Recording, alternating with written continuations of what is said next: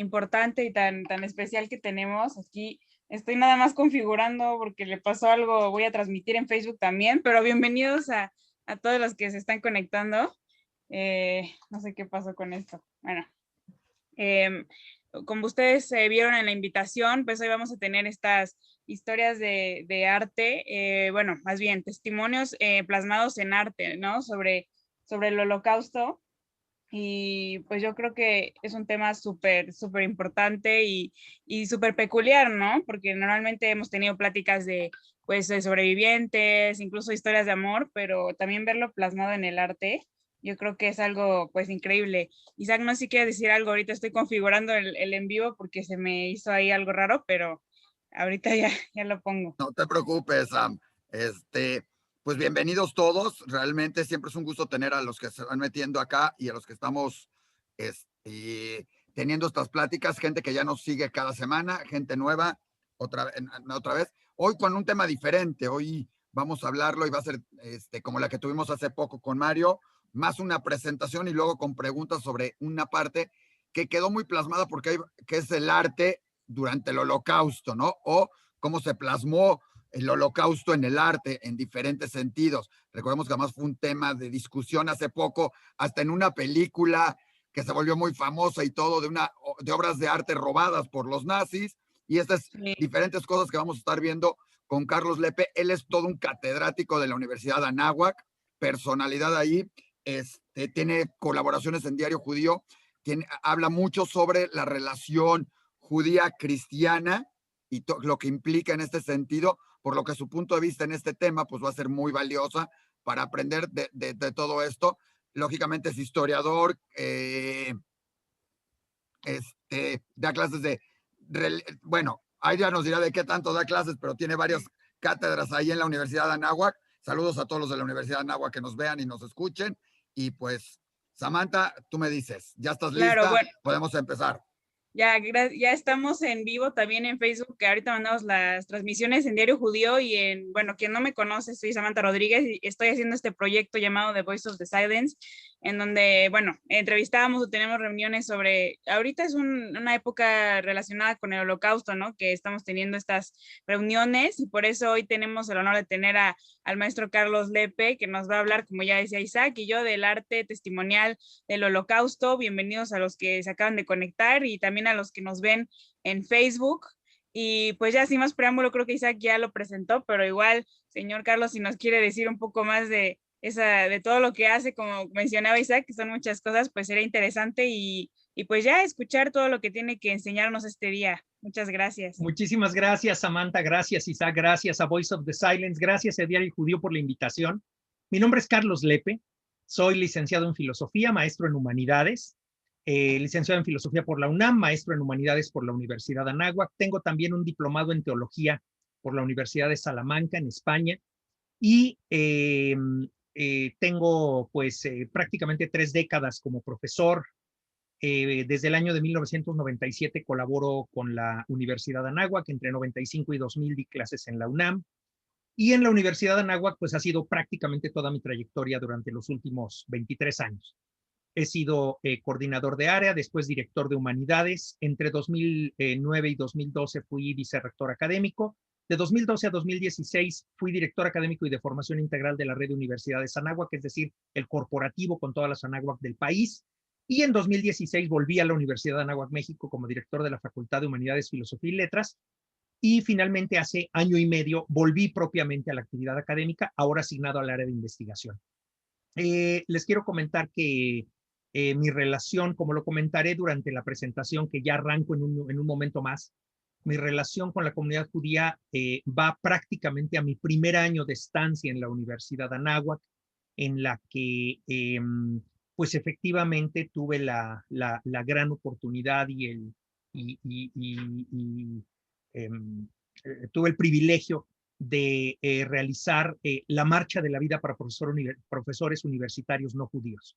Entonces, en aquel momento fuimos profesores de la Ibero, me parece que algún profesor del ITAM, varios profesores de la Anáhuac, que hicimos la marcha de la vida, como ustedes perfectamente lo saben, en Polonia, después en Israel, y a partir de allí desarrollamos una asignatura de Shoah, para la Universidad de Anáhuac, que en este momento de hecho son dos.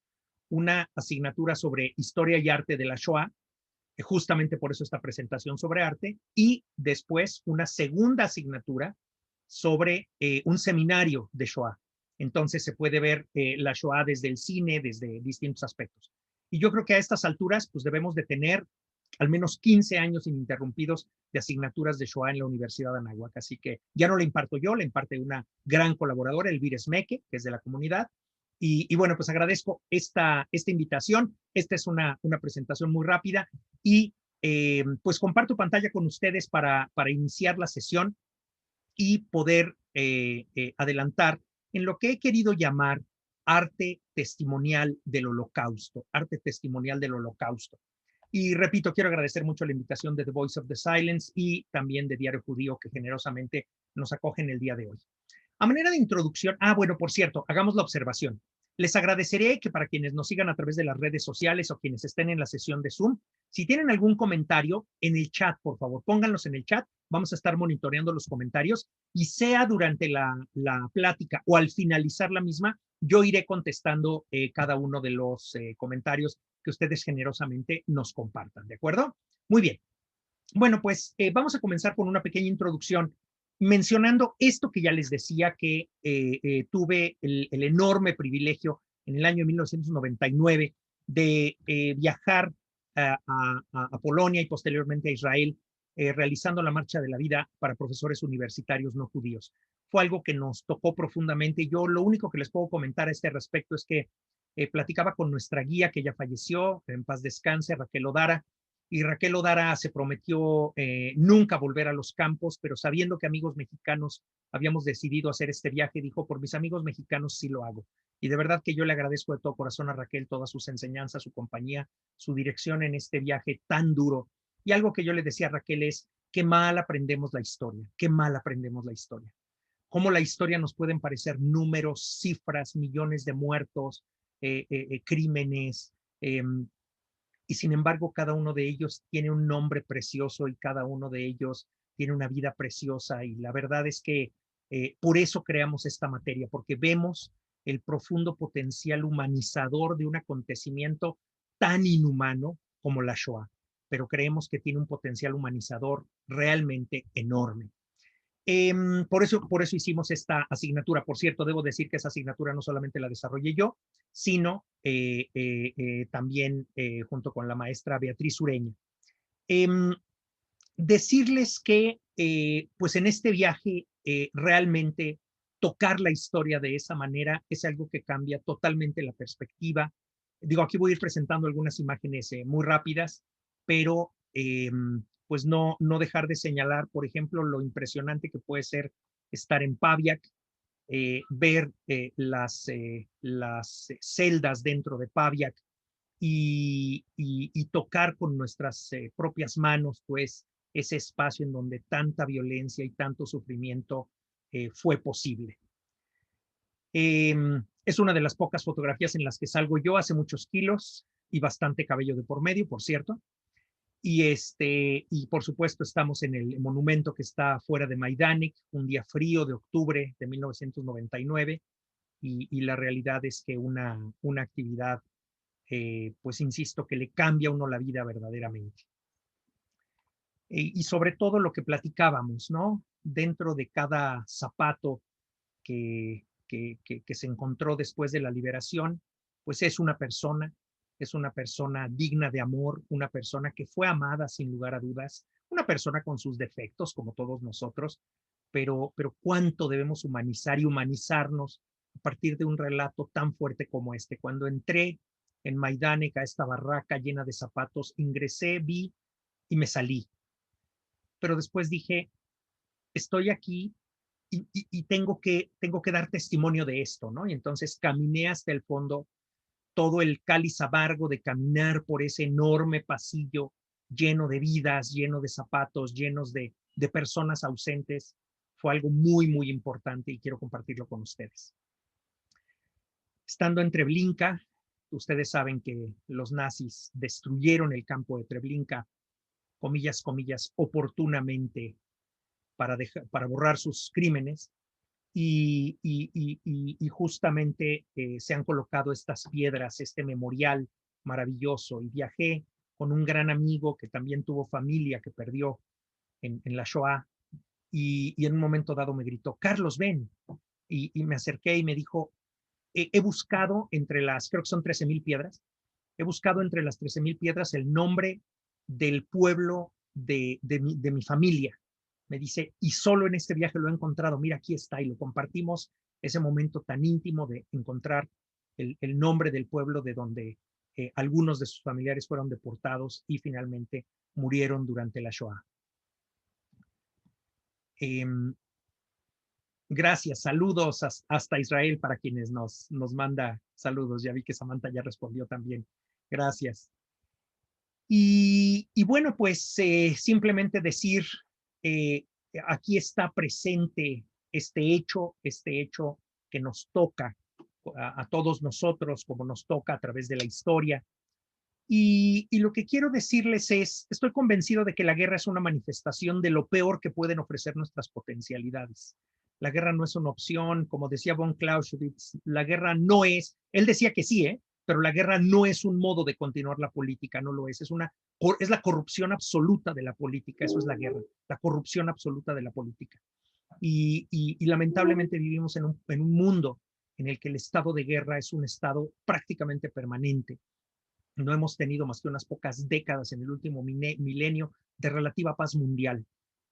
Ojalá que el recuerdo de estas atrocidades, el recuerdo de estos sufrimientos nos inviten mucho más a vivir una vida en paz y verdaderamente asignar la fraternidad entre los pueblos. Creo verdaderamente en ello y estoy convencido de que es algo que tenemos que hacer. Bueno, pues no solamente la guerra no es otra forma de hacer política, sino que el Holocausto, la Shoah, no es solo un acontecimiento histórico, sino también es un cuestionamiento moral profundo, profundo. No es que ya hayan muerto las personas que lo hicieron, es que la capacidad de producir otro holocausto está dentro de la naturaleza humana. Esa es la parte que tenemos que enfrentar. Y creo que es bien importante reflexionar cuánto tenemos que custodiar nuestro corazón para que verdaderamente esto no pase otra vez, ¿no? No pase otra vez. Y una mera observación. No quiero, aunque vamos a ver imágenes muy duras, y les pido perdón por anticipado por ello, no es este un museo de los horrores, ¿no? O sea, no se trata de eso, es un recuerdo y una advertencia, es un recuerdo y una advertencia. Y bien nos lo decía Primo Levi, bien decía Primo Levi, los que vivís seguros en vuestras casas caldeadas, los que os encontráis al volver por la tarde la comida caliente y los rostros amigos, considerad si esto es un hombre, quien trabaja en el fango, quien no conoce la paz, quien lucha por la mitad de un panecillo, quien muere por un sí o por un no. Considerad si es una mujer quien no tiene cabellos, ni nombre, ni fuerzas para recordarlo, vacía la mirada y frío el regazo como una rana invernal. Pensad que esto ha sucedido, os encomiendo mis palabras y recordando la Shema, vean cómo lo dice Primo Levi. Dice, recordando el Shema, os encomiendo mis palabras, grabadlas en vuestros corazones, al estar en casa, al ir por la calle, al acostaros, al levantaros. Repetídselas a vuestros hijos, o que vuestra casa se derrumbe, la enfermedad os imposibilite, vuestros descendientes os vuelvan el rostro. Y yo creo que estas bendiciones e imprecaciones, que también es un lenguaje muy bíblico, Primo Levi nos lo pone enfrente para decirnos, esto no solo es un motivo de interés histórico, ¿no? Sino es la vida misma la que está en juego. Y me uno, aquí ya presentamos la primera obra artística, ya nos vamos a ir ahora con puras obras artísticas, una obra que está en Dachau, de Fritz Kehle, que se llama Para honrar a los muertos y advertir a los vivos. Y yo quisiera que esta plática fuera para honrar a los muertos y advertir a los vivos, ¿no? Para honrar a los muertos porque ciertamente hay que recordar a todos aquellos que perdimos, y para advertir a los vivos, porque este es un riesgo. Hola. Que no se está... Hola, guapo. Es un riesgo que no se pierde, ¿no es cierto? Es un riesgo que no pasa. Bueno, pues simplemente tenerlo muy, muy presente.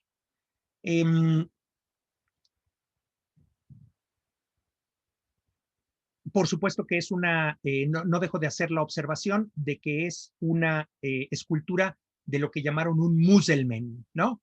Un muselmen, un musulmán que representaba personas que se habían deteriorado físicamente de una manera muy grave, ¿no? Muy, muy grave. Muy bien. Sus comentarios, por favor, a través del chat. Les voy a agradecer muchísimo que hagan sus comentarios a través del chat porque traigo muchísimo material y la verdad me encantará leerlos. Muchas gracias.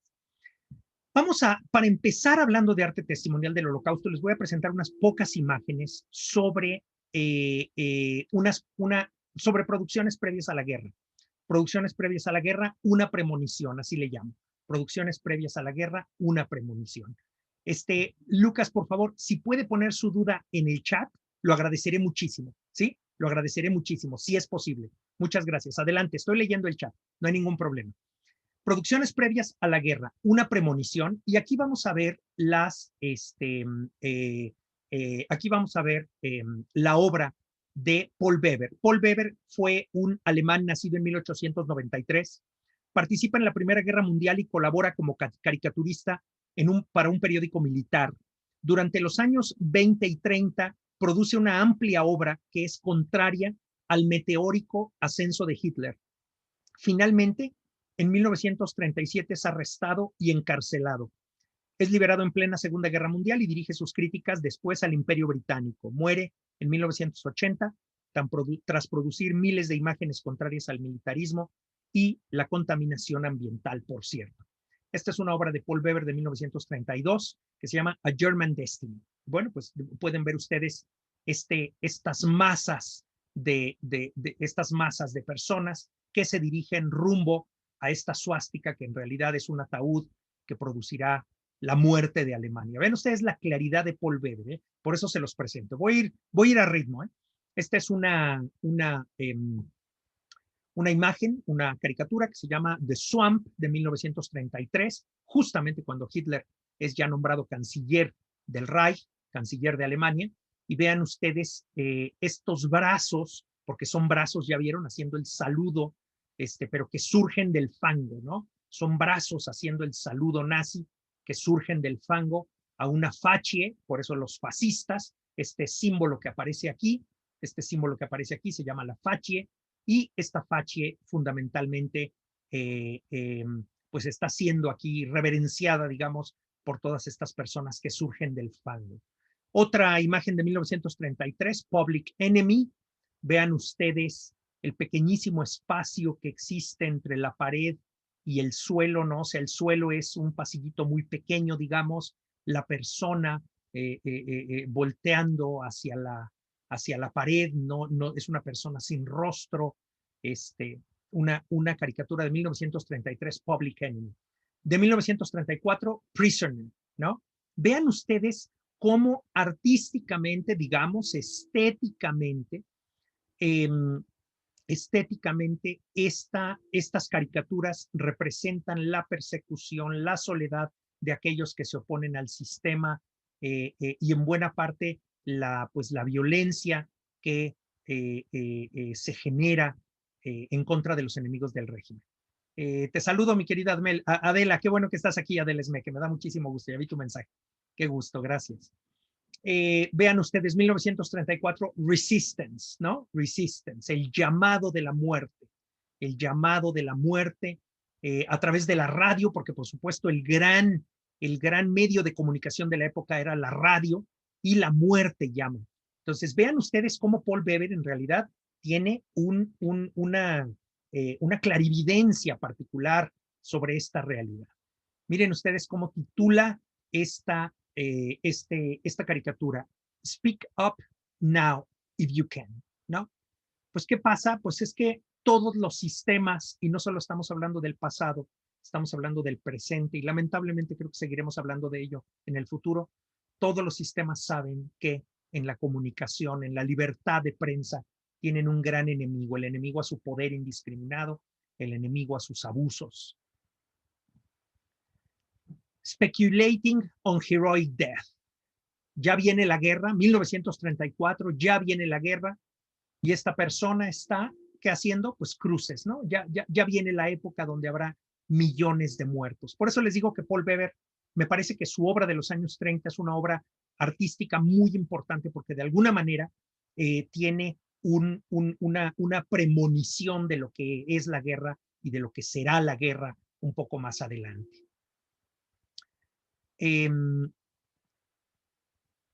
Bueno, ahora les voy a presentar muy brevemente, realmente de una manera muy rápida, algunos monumentos en los campos de concentración, porque si estamos hablando de este arte que nos habla del Holocausto, conviene ver algún arte que, además del arte testimonial que veremos ya en unos pocos minutos, algún otro arte que da fe de estos hechos. Por ejemplo, esta menorá en Theresienstadt, en Terezin. Voy a ir más o menos rápido. El monumento Rapoport, que está en el gueto de Varsovia, que de un lado representa el levantamiento del gueto de Varsovia y del otro lado representa, digamos, pues el fracaso del levantamiento, ¿no? En el campo de Ravensbrück, también un memorial sobre toda esta violencia, sobre todo este abandono, sobre toda esta brutalidad que se produjo en contra principalmente de la comunidad judía europea. Ya lo habíamos visto, Fritz Kehl en Dachau, para honrar a los muertos y advertir a los vivos, que les decía es como la gran temática que quiero compartir con ustedes el día de hoy. El impresionante monumento de Treblinka, además de estar acompañado de miles de piedras, un gran monumento que se parte por la mitad y del cual surgen rostros y manos, muy importante este monumento de Treblinka. Las piedras de Treblinka, de las que ya platicábamos al inicio de nuestra sesión, las numerosas piedras, decíamos, hay quien dice que alrededor de 13,000.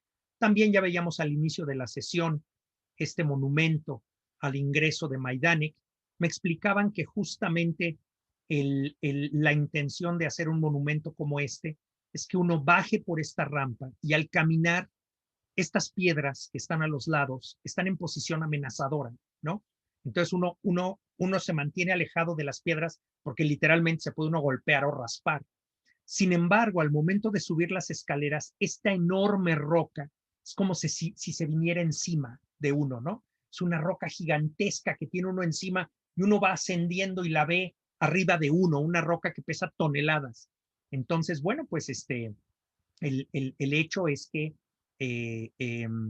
es compartir artísticamente la impresión de, insisto, toda la violencia y toda la brutalidad en el campo de exterminio, por ejemplo, de Majdanek. Una capilla en Dachau, permítanme un momento, permítanme nada más para...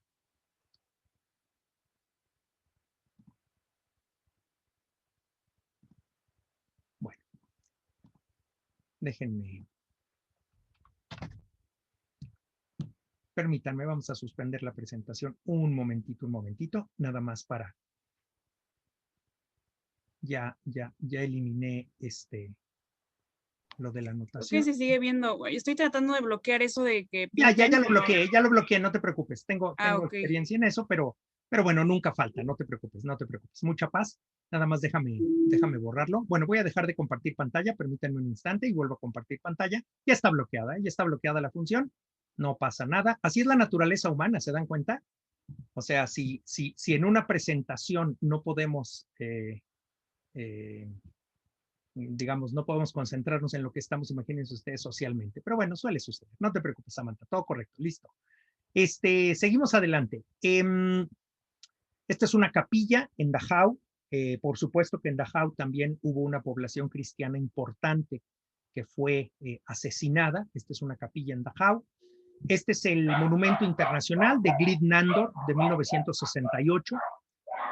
Justamente algo así, siempre he pensado, lo he interpretado de distintas maneras, ¿no? Pero es una especie de muro de cuerpos humanos que además simulan simulan las cercas del campo, ¿no? Entonces, bueno, pues son monumentos muy importantes y muy relevantes. Oigan, pues vamos a entrar a la parte testimonial. Y vamos a entrar a la parte testimonial con Fernand van Horen. Entonces, ahora sí, pues yo les pido su paciencia, vamos a ver cosas duras y sin embargo que tengamos la oportunidad de dialogar al respecto y de platicar un poco, eh,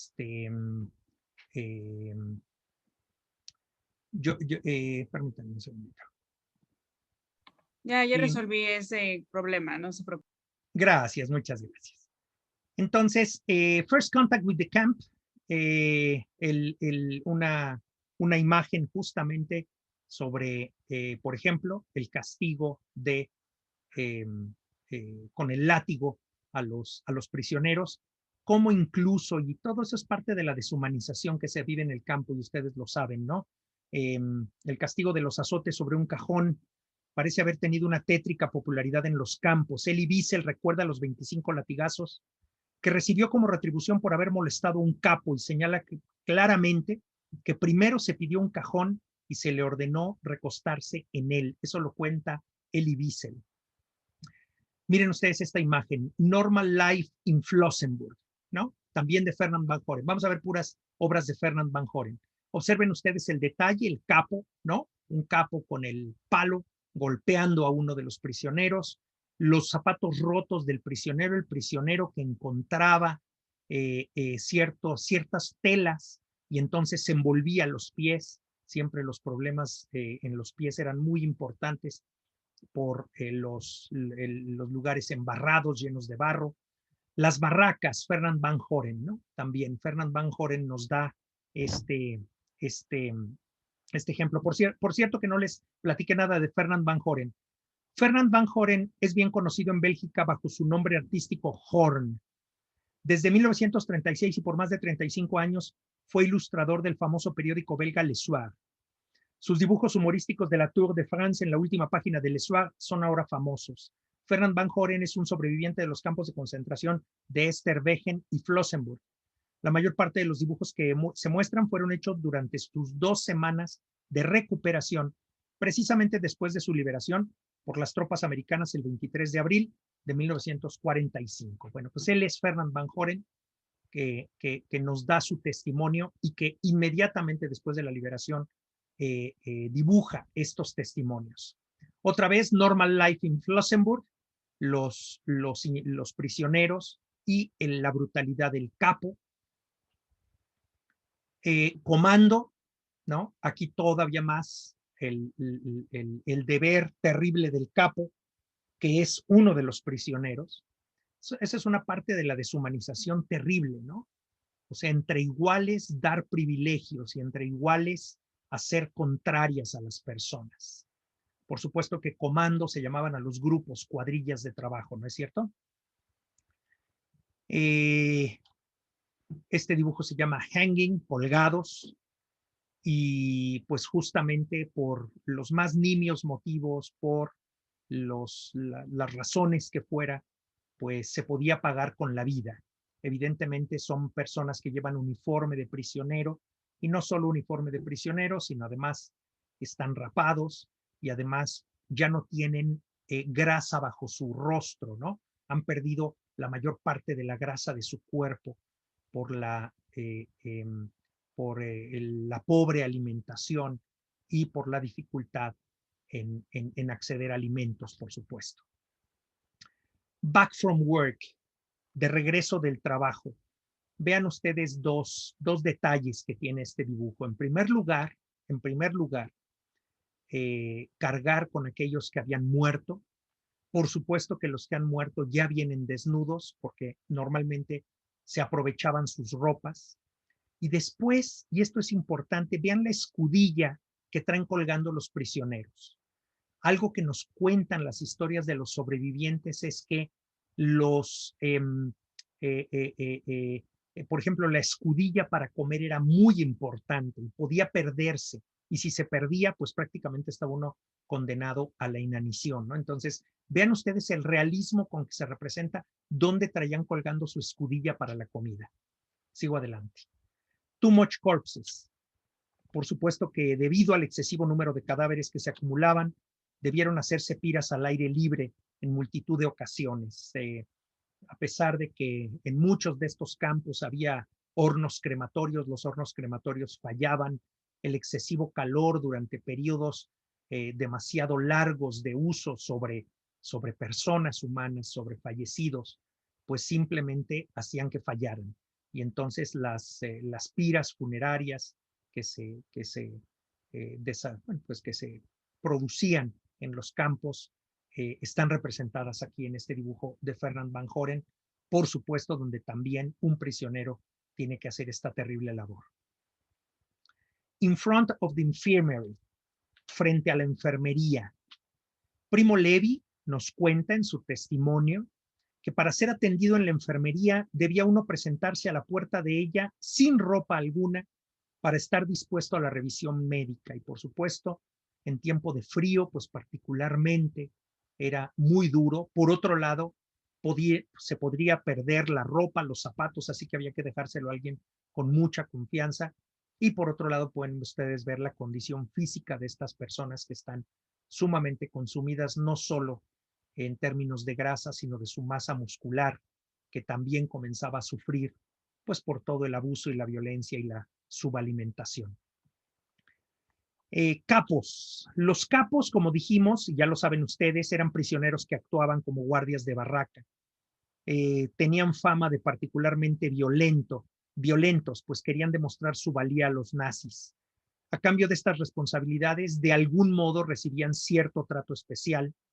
Y la verdad es que hay como un tema pendiente, ¿no? Sobre el estudio de la victimización de entre las víctimas. Me parece que es parece que es Elie Wiesel el que cuenta que estaba en el campo con su padre y de repente escucha que su papá se queja y es que le han robado su pan.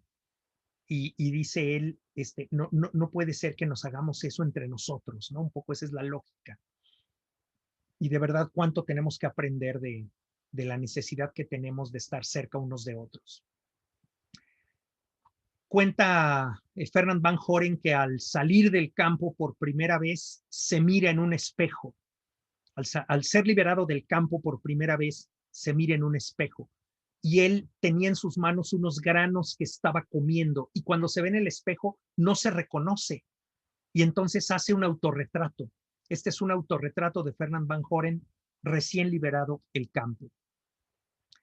Y les presento finalmente, para terminar con Fernand Van Horen, les presento una caricatura que se llama Nazi Terror y pues otra vez es una caricatura simbólica, pero una caricatura muy importante, ¿no? Que nos muestra precisamente toda la violencia y la inseguridad bajo un régimen totalitario.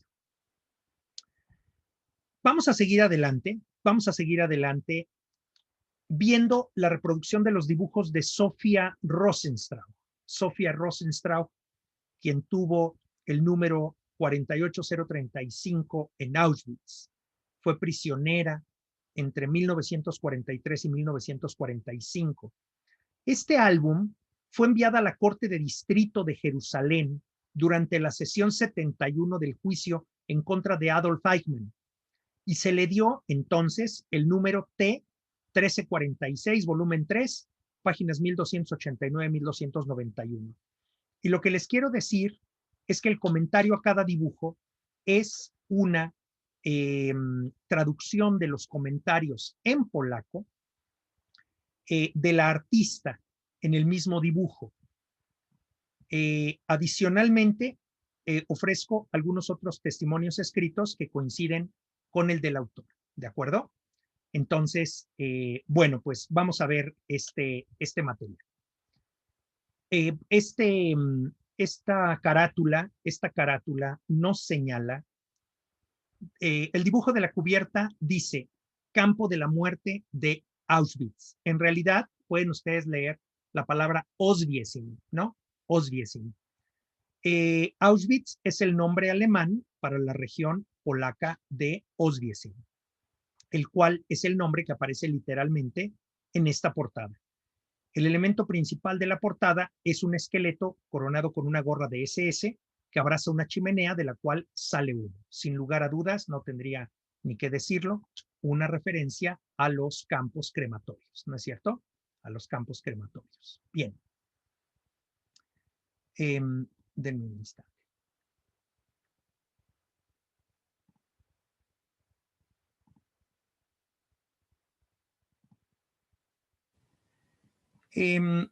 Sigo adelante, permítanme.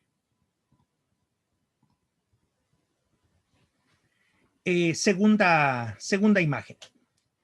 Vamos rumbo al campo y leo lo que dice ahí en polaco. Bueno, lo leo obviamente en español, ¿no? Busqué una traducción. Dice, días y noches sin una gota de agua para las 140 personas en el vagón de transporte. Los valientes brincan fuera por las ventanas mientras el tren se mueve a toda velocidad, pero podrían ser alcanzados por las balas de los guardias. Una parte esencial, y que aquí yo comento, una parte esencial de los relatos de los sobrevivientes es la que se refiere al transporte.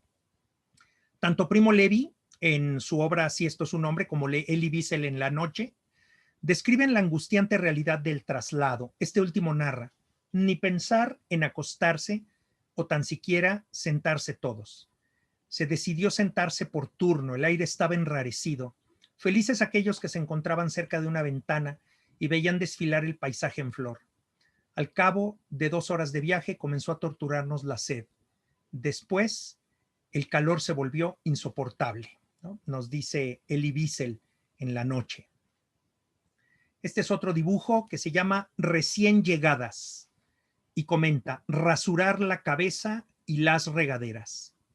Y les hago yo un comentario respecto de esta obra testimonial. El ritual de recepción al campo era precisamente este, el rapado y el baño. Cuenta Levi, Primo Levi. Entran violentamente 4 con navajas de afeitar, brochas y maquinillas rapadoras. Llevan pantalones y chaquetas a rayas, un número cosido sobre el pecho.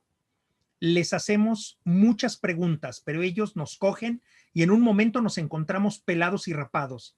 ¿Qué caras de idiotas tenemos sin pelo?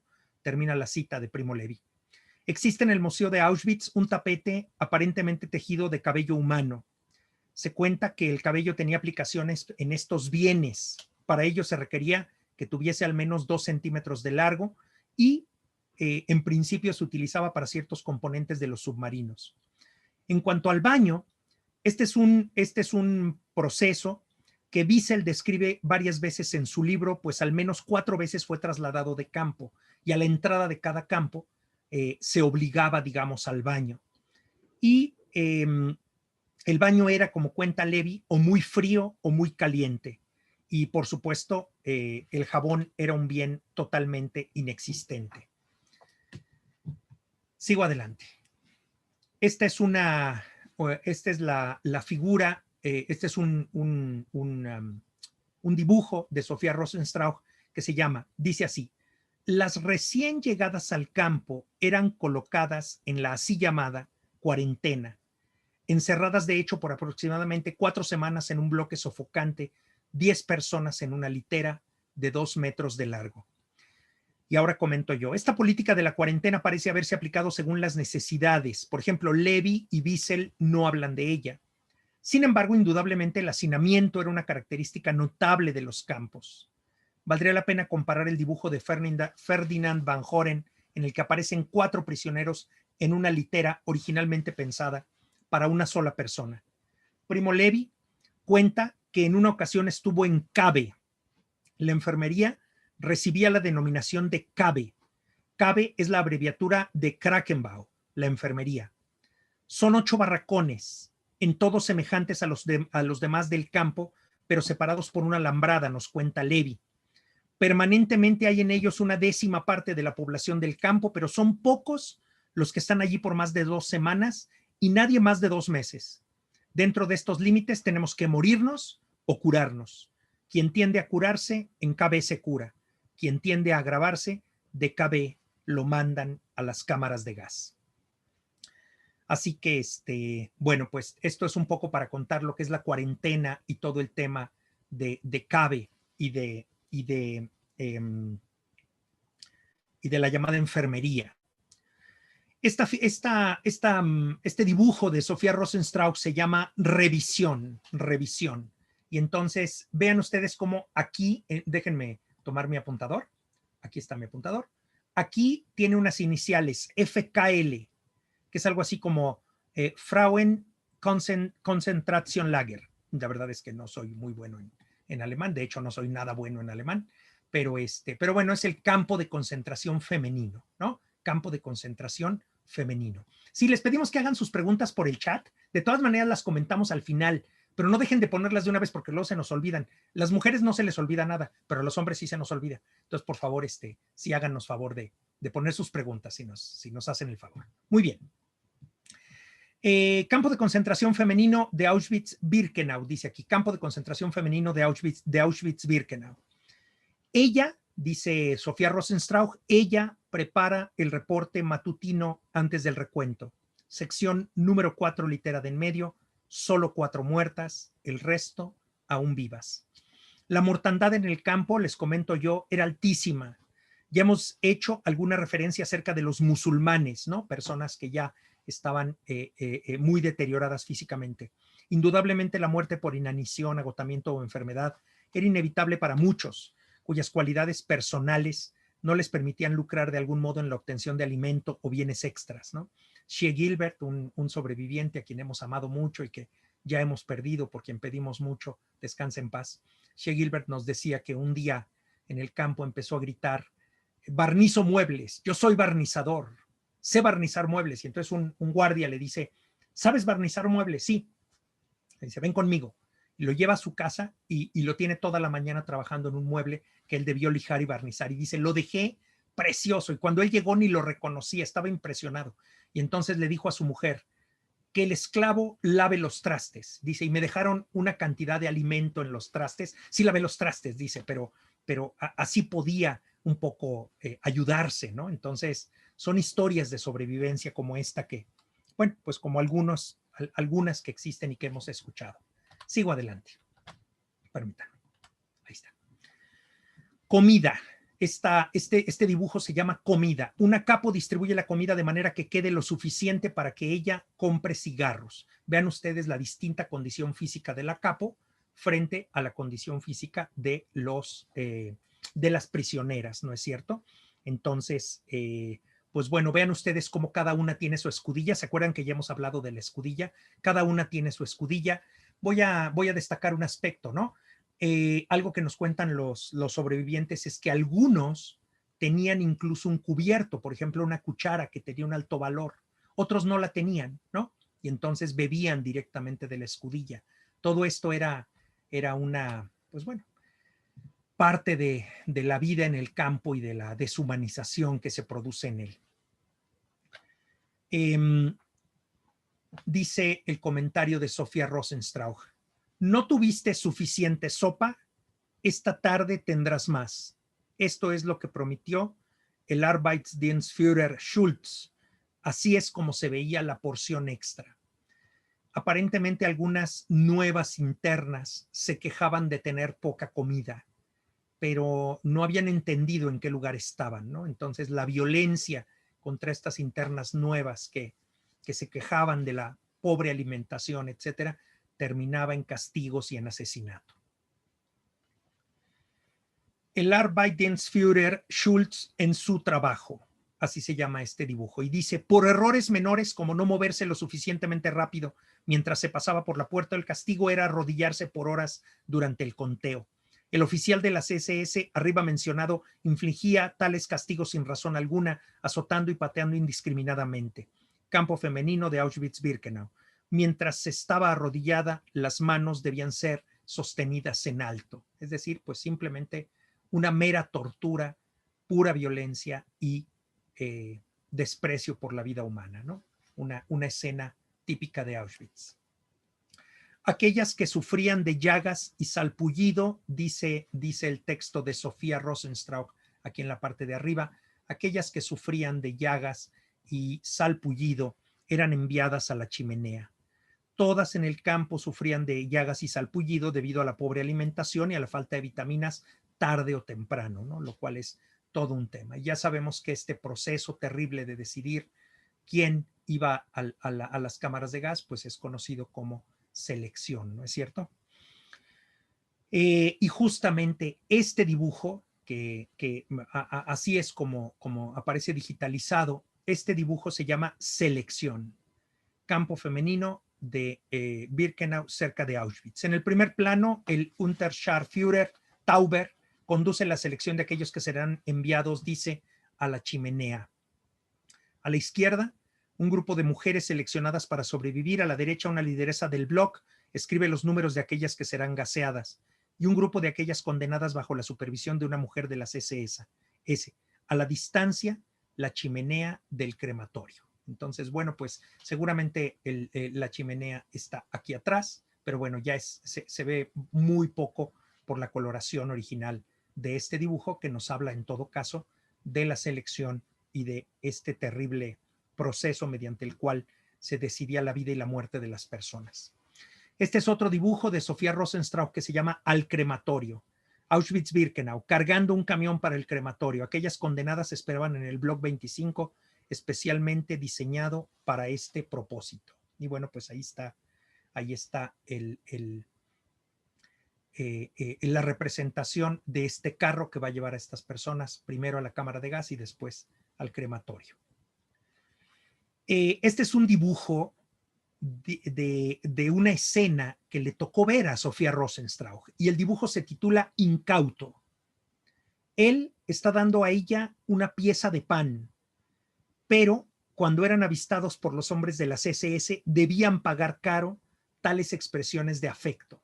Entonces se cruzaban en el trabajo diario varones y mujeres en Birkenau, sí se cruzaban, pero cualquier expresión, cualquier ayuda podía conllevar un castigo terrible, ¿no? Entonces, este es un dibujo que ella produce, Sofía Rosenstrauch produce, y se llama Incauto. Castigo, este dibujo se llama Castigo. Era bueno, dice Sofía Rosenstrauch, era bueno cuando acababa en una paliza, peor cuando el número era escrito y eras llamado al departamento político. ¿Por qué era peor ser llamado al departamento político? Bueno, pues aquí pueden ver el castigo, que son golpes en las nalgas, pero que producen incluso sangrado, ¿no? O sea, una violencia muy grande. Y este dibujo se llama Departamento Político o la Gestapo de Auschwitz. Por ejemplo, dice Sofía Rosenstrauch que una de sus torturas era una corriente eléctrica que no mataba, pero causaba sangrado en la nariz. Entonces, bueno, pues una visión muy rápida de toda esta violencia y este terror. Este es un dibujo que se llama 22 en las nalgas, campo femenino de Auschwitz-Birkenau, y dice que es un jerarca nazi quien aplica el castigo. Al fondo, el auto de la esposa del Ober, el superior, el auto crema que todos conocían, dice Sofía Rosenstrauch. El Ober era el SS Untersturmführer Mandel. Al final lo que podemos ver es que el castigo por azotamiento era sumamente común y se representa en muchas de estas figuras. Este dibujo se llama Deporte. Les ponían una roca en las manos a las prisioneras y los ponían a agacharse y saltar y agacharse y saltar, y quien tiraba la roca pues era golpeada. Y evidentemente que la mayor parte acababa tirando la roca por agotamiento, ¿no? Era un ejercicio agotador. Este es otro dibujo que se llama Fue a la cerca. Fue a la cerca. Una manera frecuente, comenta Sofía Rosenstrauch aquí en la parte, una manera frecuente de acabar con los propios sufrimientos en Auschwitz. Los 5.000 voltios, dice Sofía Rosenstrauch, nunca decepcionaban. Los vigías de las torres tenían órdenes de disparar a cualquiera que se aproximara a las cercas. Y nos presenta aquí un dibujo que representa una escena de enero de 1945 y le llama La última ejecución. La última ejecución. Numerosas ejecuciones se llevaron a cabo en Auschwitz, en Birkenau, en este caso particular, ella lo ubica en Auschwitz, y dice que fue la última ejecución que se produjo. Este dibujo lo titula Arbeit macht frei, el trabajo es la libertad. Este es el lema, ya saben, que se encuentra a la entrada de Auschwitz y de muchos campos de concentración.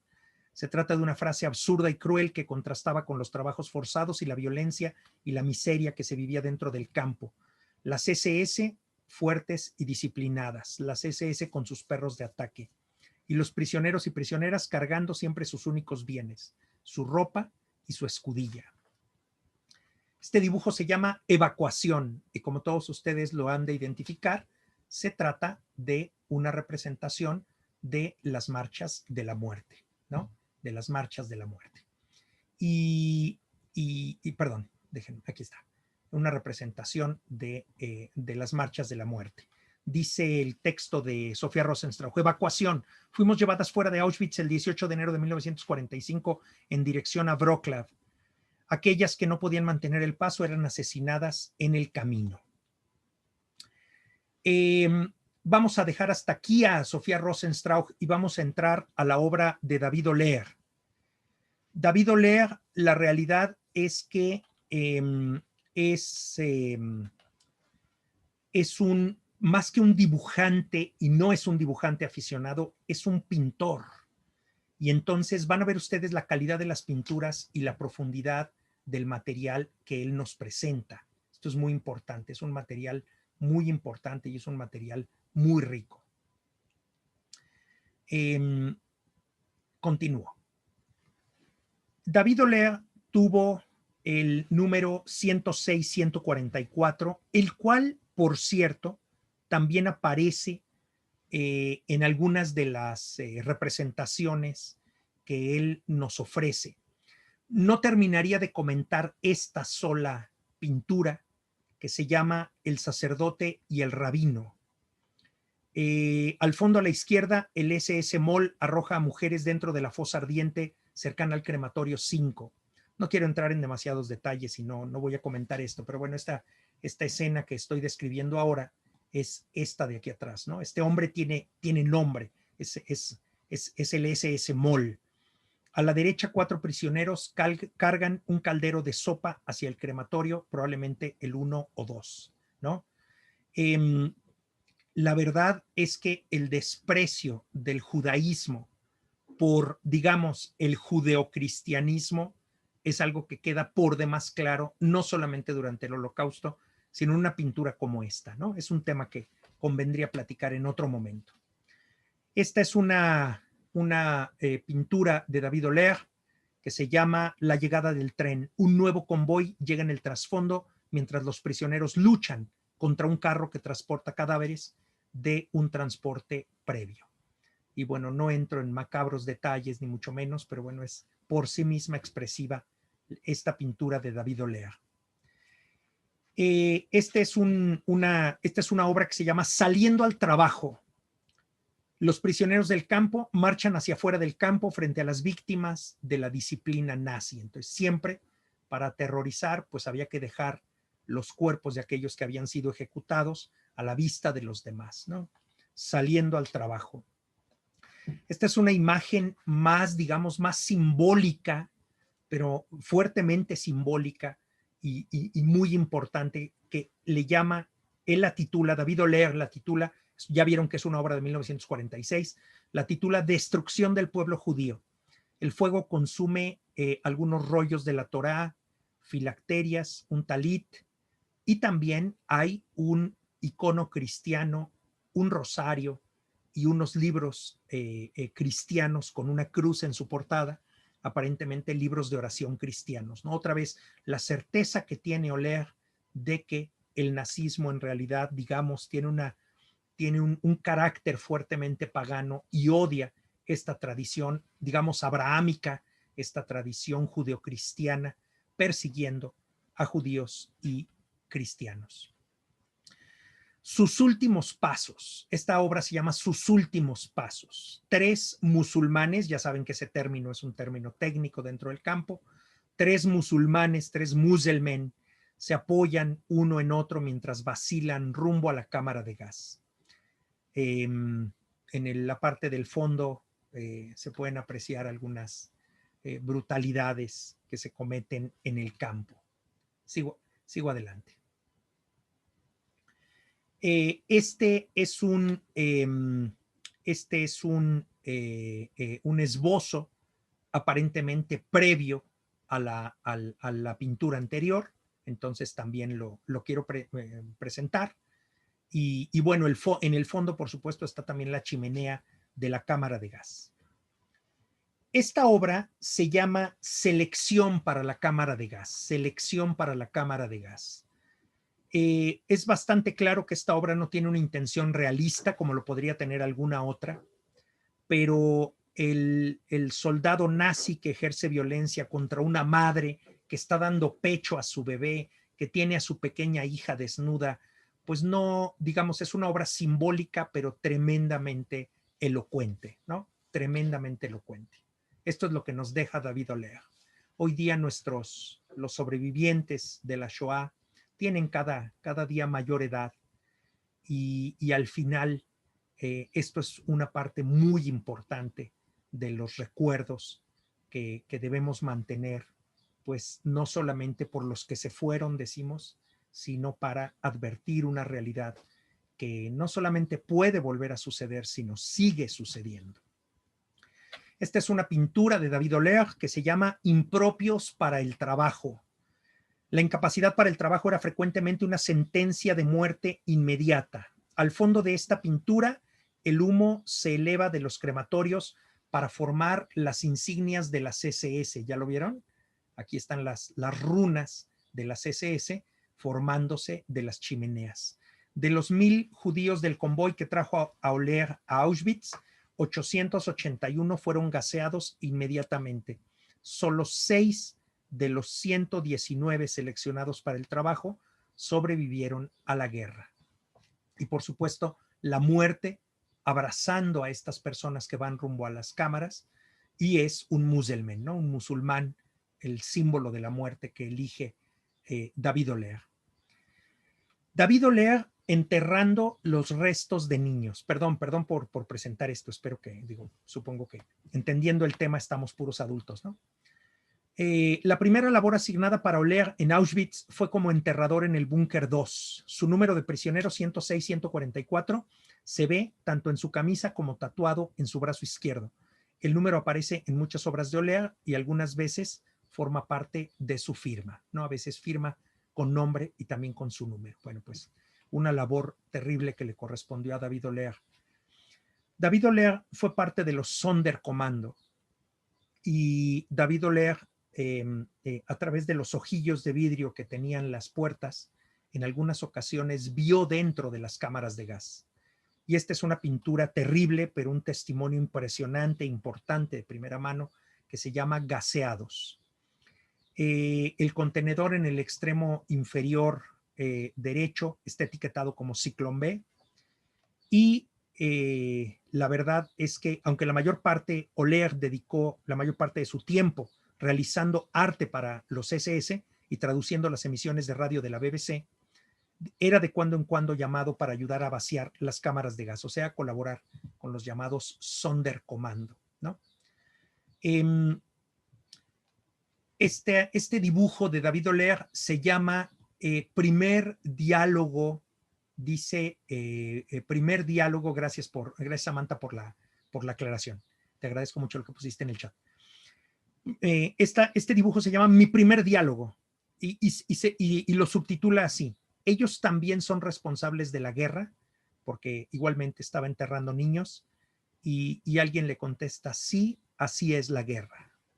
Sí, así es la guerra. Este es un dibujo de David Oller castigado en el búnker. Dice Oller que la celda era tan estrecha que no era capaz de sentarse, estirarse o recostarse durante las 48 horas del castigo. Un entumecimiento brutal, ¿no? Junto con otros elementos simbólicos que pueden ver ustedes al fondo. La sala de los hornos, un elevador de carga en el fondo subía los cadáveres de las cámaras de gas del sótano en el crematorio 3 de Birkenau.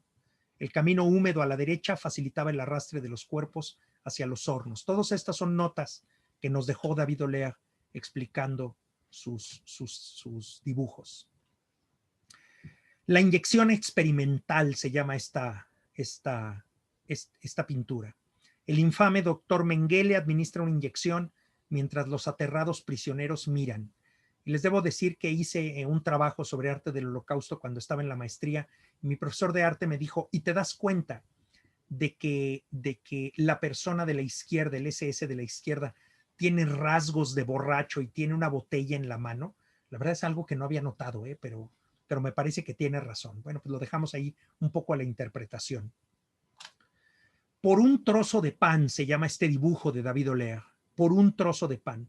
David Olear se representa a sí mismo escribiendo cartas para las SS y decorándolas con flores y dibujos a cambio de un trozo de pan. Los talentos de Olear como artista y traductor, porque hablaba polaco, ruso, yiddish, francés, inglés y alemán, lo hicieron útil para las SS y le permitieron sobrevivir. Esta pintura se llama La comida de los muertos para los vivos y nos cuenta David Olear. Ya vieron que tiene, firma esta obra también como 106-144, abajo a la derecha. Olear recoge comida abandonada cerca de los cuartos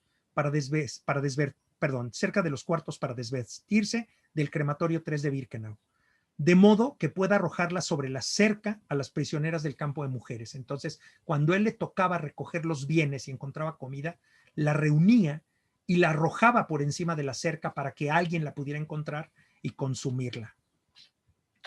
Este dibujo se llama Admisión en Mauthausen. En enero de 1945, los prisioneros admitidos en Mauthausen fueron obligados a permanecer en la nieve por 3 horas después de un gélido baño. Olear fue enviado a Mauthausen luego de su evacuación de Auschwitz en la marcha de la muerte. Por eso también pueden ver el gesto de agotamiento de uno de ellos, ¿no? David Olear trabajando en un túnel en Melk.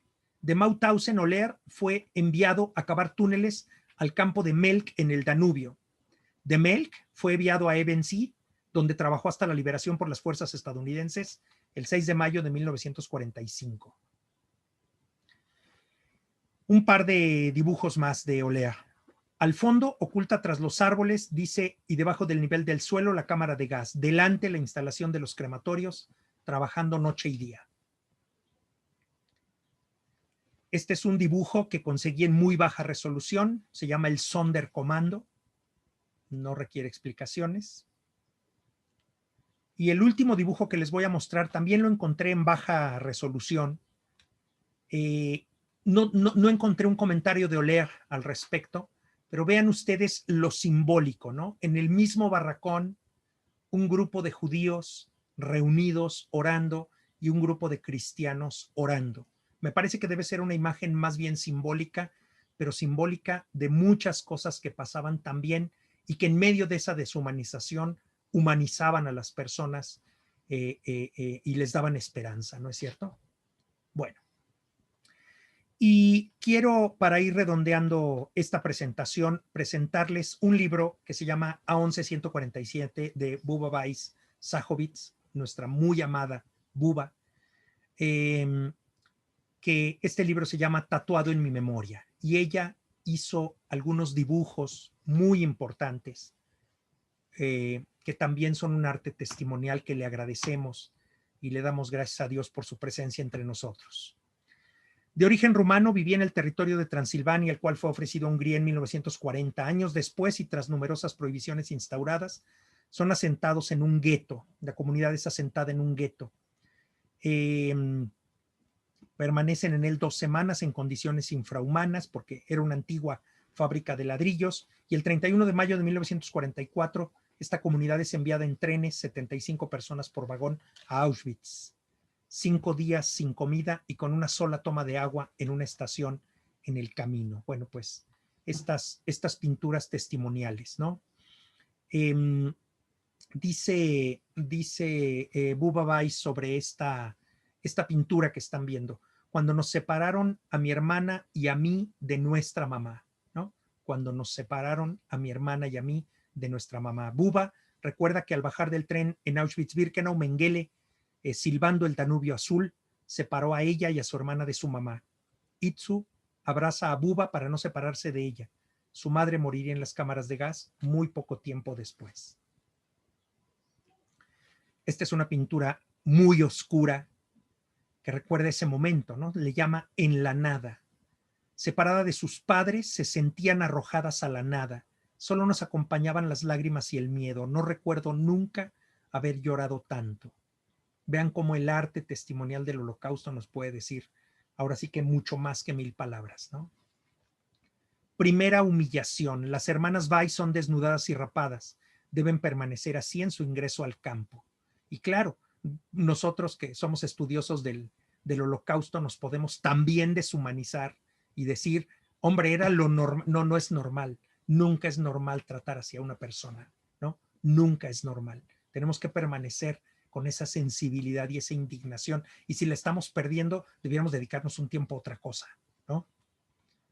Segunda degradación le llama Bubba Weiss a esta pintura. Eligen al azar ropa para vestirse. No importa si les queda grande o chica. En la ropa les ponen una raya roja para identificarlas como prisioneros. La pintura está fría y húmeda y mancha su piel. Porque es cierto que el uniforme de prisionero no era universal.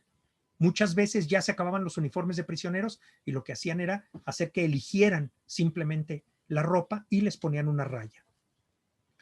Sin identidad y sin nombre se llama esta pintura de Bubba Weiss. El humo de los crematorios cubría el cielo. Desaparecieron los nombres, solo existía el número. Como si fuéramos ganado, dice Bubba Weiss. Nos mandaron a trabajar ante sus ojos. No éramos individuos, nos habían convertido en autómatas, todas iguales. Este es un terrible recuerdo. Se llama Persecución por largo tiempo dentro del campo. Bubba es nombrada responsable de producción en una fábrica de cuerdas de aluminio. Comenzó a recibir una ración especial de pan y mermelada cada domingo. A los 2 meses es entregada a un polaco por parte de su elder, quien le pagaba por conseguirle mujeres. Bubba corre por todo el campo durante 2 horas hasta que el polaco se olvida del asunto, pierde su nombramiento y su ración extra. Bubba tardó muchos años en reconocer que la que fue perseguida por esa persona fue ella misma, ¿no? Ella lo contaba como un recuerdo y luego incluso en una entrevista lo reconoció. Este se llama El Concierto. Una mañana aparece una orquesta conformada por jóvenes prisioneras. Ofrecen un hermoso concierto. Al concluir, los nazis cercenan los brazos a los músicos. Sangre e instrumentos por doquier. Horrorizadas, presencian, nos cuenta Bubba, esa carnicería inimaginable. La Marcha de la Muerte, Bergen-Belsen. A este desalojo se le dio el nombre de Marcha de la Muerte, ya lo sabemos, ¿no? Alguien encuentra un cuchillo enterrado y lo toma. A esa persona la asesinan. Después las SS diezman a las prisioneras, literalmente. Formadas en una fila, matan a 1 de cada 10, nos cuenta Bubba. Un poco de comida. Pasaban los días y no había alimento disponible. Finalmente les dan un caso de comida. Las prisioneras se abalanzan sobre el recipiente, pues no iba a alcanzar para todas. El caso cae al piso, pero el hambre es terrible, ¿no? Y cuenta en esta representación, dice Bubba, que con un hambre terrible de muchos días se echaban al suelo para chupar el líquido que allí se había caído y que la tierra había absorbido. Y para redondear esto, este dibujo, esta pintura se llama Liberación. Estoy sentada en el campo después de la liberación, desesperada, desvalida, sin rumbo y sin saber qué hacer con la libertad. Mi mundo, dice Bubba Weiss, había sido destruido. Bueno, ya para concluir, les quiero platicar rápidamente sobre la segunda generación, contando que hay un cómic que también es testimonial de Art Spiegelman, que se llama Maus, y que si no lo han leído les recomiendo mucho la lectura. Es realmente un interesante ir y venir, una interesante dialéctica entre Art Spiegelman y su padre. Y también de Michael Kichka, la segunda generación, Lo que no le conté a papá. Y lo mismo también es un dato de la segunda generación. Su papá tatuado con el número 177-789. Y ahora sí, a manera de conclusión, gracias por acompañarnos en este largo y amargo trayecto, pero que de verdad nos debe de ilustrar y nos debe de ayudar pues esto, humanizarnos y a vivir una mejor vida. No debemos olvidar la singularidad del Holocausto. Verdaderamente la Shoah es un fenómeno único en la historia. No es el único genocidio, ni es el primero ni el último, pero es un fenómeno singularísimo. Y hay que conservar en nuestro corazón la ejemplaridad del Holocausto. Nunca otra vez, nunca otra vez. Pero sí sigue sucediendo. En los años 70 tuvimos los campos de la muerte, el genocidio en Ruanda en los años 90. Hoy mismo, hoy día, hay campos de concentración en Corea del Norte. La ejemplaridad del Holocausto nos tiene que ayudar a levantar la voz y decir nunca otra vez, a pesar de que siga sucediendo, a pesar de que siga sucediendo. Y decirles que pues, el Holocausto es una realidad actual, es el genocidio más documentado, pero como lo estamos diciendo, ni el primero ni el último, lamentablemente. Y bueno, pues yo concluyo y si quieren abrimos un poco el diálogo, agradeciéndoles muchísimo la invitación a tratar este tema tan difícil y sin embargo, pues bueno, que debemos mantener vivo en nuestra memoria. Muchas gracias, maestro Carlos. La verdad que sí fue pues algo fuerte, ¿no? Bueno, bastante fuerte, ¿no? Pues el ver todas esas pinturas, pero pues yo creo que el arte es un instrumento muy, muy importante, ¿no? Y muy poderoso de, pues, demostrar lo que sucedió en este caso, hablando de, pues, del Holocausto, ¿no? Sí existen fotografías, existen igual muy fuertes, ¿no? Pero yo creo que el arte también conlleva más este simbolismo que cada quien le da y que los mismos que sobrevivieron hayan pintado pues los horrores que vivieron, muchos no se atrevían a contarla, ¿no? Me parece que por ahí me contaron que a la señora Buba, por ejemplo, o sea, no puede contar su historia, pero ella la contó en pinturas. Y qué importante es el arte, ¿no? Para expresarnos. Muchas veces no podemos expresarnos, tal vez, no sé, ¿no? Verbalmente, oralmente, pero sí, no sé, en mi caso yo escribo poesía, ¿no? O sea, con poesía, o en este caso pintura, danza, cualquiera de estas manifestaciones, yo creo que es muy importante y pues sí, un recordatorio, la verdad que sí, muy fuerte, ¿no? Pero bueno, no sé si alguien, perdón, no estaba abierto el chat porque tuvimos unos problemas por ahí, pero ya está abierto. No sé si alguien tenga alguna pregunta, puede levantar la mano o poner en el chat que tiene alguna pregunta. No sé por ahí si alguien tenga alguna pregunta. Ah, sí. Ok. Daniela, te voy a dar la palabra. Bueno, más que decir que Daniela, ella hace unas pinturas para los sobrevivientes del Holocausto. Ella hace pinturas inspiradas en las historias de los sobrevivientes y se las regala.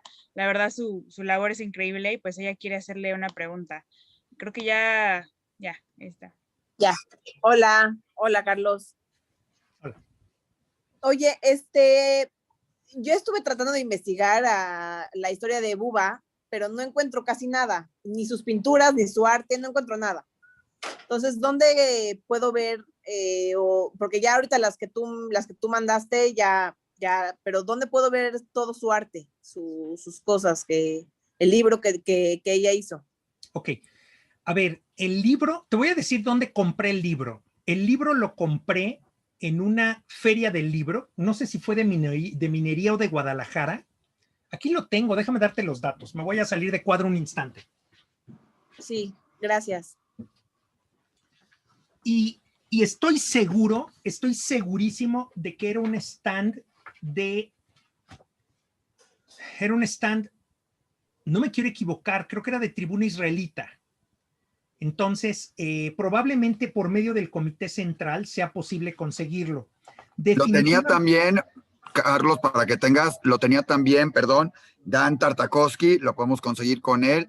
Él la llevó a Buba y tuvimos el gusto de entrevistarla y estar con ella, presentando su libro en la Cámara de Senadores y en la Cámara de Diputados en la Ciudad de México. Entonces, en algún momento, entonces supongo que también con Dan Tartakovsky podrá ser posible tenerlo, ¿no? Ok. Sí, porque es una edición particular, o sea, no tiene sello editorial, no tiene ISBN, o sea, en realidad es una edición propia, es una edición de autor Y en ese sentido, sí es un libro que evidentemente no se comercializa con facilidad, y cuando lo vi, lo compré. Pero te digo, fue una situación verdaderamente excepcional de que reunieron muchos libros y había un stand, si no me equivoco, de Tribuna Israelita o Comité Central, algo por el estilo. Pero como dice Isaac, yo creo que también a través de Dan Tartakovsky pueda ser posible conseguir el mismo libro. No. Ok, muchas gracias. Gracias, Daniela. Muchas gracias, Daniela. Bueno, si alguien tiene otra pregunta puede levantar la mano, poner en el chat. Pero bueno, antes de seguir con las preguntas, nada más quería como tomar una foto de la sesión como siempre lo hacemos. Entonces, pues para el recuerdo, ¿no? Si pueden activar su cámara estaría súper bien. Esperemos no tener algún inconveniente con eso, pero ok. En Facebook también creo que nos están viendo como, no sé, como 15 personas o algo. También saludos a ellos. Por ahí puse si alguien de Facebook también tenía preguntas. Voy a estar checando ahorita. Pero bueno, estoy esperando nada más unos segunditos a ver si los demás pueden prender su cámara. En Facebook llegamos a tener 40 personas en otros lados y en YouTube teníamos alrededor de 50 personas también viéndolo. Y piden si en lo que está ahorita que acaben pueden mostrar otra vez la portada del libro de Bubba Weiss. Con Carlos, mucho gusto. En unos segunditos. En este instante, ya lo preparé y en este instante voy a presentar la portada del libro. Miren, la portada del libro es esta. Esta es la portada del libro. Esta es la portada del libro. Entonces, ay, perdónenme. Aquí está. Ahí está. Aquí está. Esta es la portada del libro. Déjenme ver si ahí ya se proyecta, ¿no? O sea, el libro no tiene sello editorial. El libro está así, firmado como Bubba Weiss-Sachovitz. Y el libro se llama Tatuado en mi memoria. Y bueno, Auschwitz, Unterlüß, Bergen, Belsen, A11147. Esta es la portada del libro para que la ubiquen, ¿de acuerdo? Gracias. Gracias por su interés. Claro. Ok, bueno, entonces ahora sí vamos a tomar en la foto y ahorita seguimos, creo que la señora Maya quería participar, pero vamos a tomar una foto. Entonces, si pueden como activar su cámara. No sé. No puedo. Ok, a ver, bueno, creo que ya se activaron los que pudieron activarla. Entonces, 1, 2, 3. Gracias. Ok, perfecto. Bueno, creo que la señora Maya, mamá de Isaac, quería comentar algo. Isaac, no sé si le puedes activar el micro o algo. Todavía no la escuchamos, espere. Ya, ahora sí. ¿Ya? ¿Ya me oyen? Ya. Antes que nada, quisiera yo felicitar al profesor Carlos Lepe. Me hizo recordar muchísimas cosas. Fui la acompañante, digamos, de mis alumnos cuando se organizó la primera marcha de la vida de alumnos, de estudiantes judíos de todo el mundo. La primera marcha de la vida, y me tocó a mí ir con mis alumnos y entre los alumnos estaba Isaac y también nos acompañó mi hijo que llevó a un grupo de San Diego. Miren, todo el tema del Holocausto a mí me afecta muchísimo, lo enseñé muchísimo y traté de transmitir un mensaje de que no existen razas superiores y que de la base de la humanidad es el respeto mutuo. Yo te respeto a ti, tú me respetas a mí. Y la verdad es que me movió mucho todo lo que vi, las pinturas, y pienso, nada más que me calme yo un poquito, el viernes que tengo mi plática del Centro Deportivo Israelita, del grupo dicen que de la tercera, pero es de la cuarta y quinta edad. Voy a hablar mucho de esto y voy a recomendar que vean este programa. Se me hace que es una cuestión educativa. Tenemos, pero no me interesa que lo vean las gentes de la tercera edad, quiero que lo vean jóvenes, quiero que lo vean los que son el futuro de la humanidad. Les estamos dejando un mundo asqueroso, pero espero que a través de las líneas educativas se pueda crear, se pueda preparar una juventud, un ser humano de mejor calidad de lo que los alemanes nos enseñaron. Es increíble. Hasta la fecha yo no puedo entender cómo seres humanos pudieron dejarse llevar a una bajeza tal de hacer sufrir tanto a la gente y de creerse el cuento de que existía una raza superior. Yo no acabo ni de entender, no me entra a la cabeza cómo un pueblo como el pueblo alemán, preparado, culto, pudo dejarse llevar. A lo mejor un psiquiatra, un psicólogo me lo explica. Yo hasta la fecha no he encontrado una explicación a cómo pudo el pueblo alemán dejarse llevar a ese grado de bajeza. De veras, yo no encuentro explicación, pero le agradezco mucho, maestro, de veras, este programa, y lo voy a recomendar muchísimo para que lo vean. Ya me dirá Isaac si en Facebook o YouTube o en qué, y él me guiará el viernes para recomendar el programa. Me removió muchísimo. Muchas gracias por este programa. De veras, Samantha, maestro, Isaac, gracias por este programa tan maravilloso y espero que mucha gente lo vea porque es educativo. Es educativo y hace pensar que hay que cuidarse mucho, pero muchísimo, de esos que nos llenan la cabeza de mugre, porque eso es lo que pasó. Muchas gracias. Al contrario, señora Maya, una pregunta. Sí. Nos pregunta Raquel, ¿en qué año fue la primera marcha de la vida? De los estudiantes, es decir, que no fue la comercial, pues, 1990.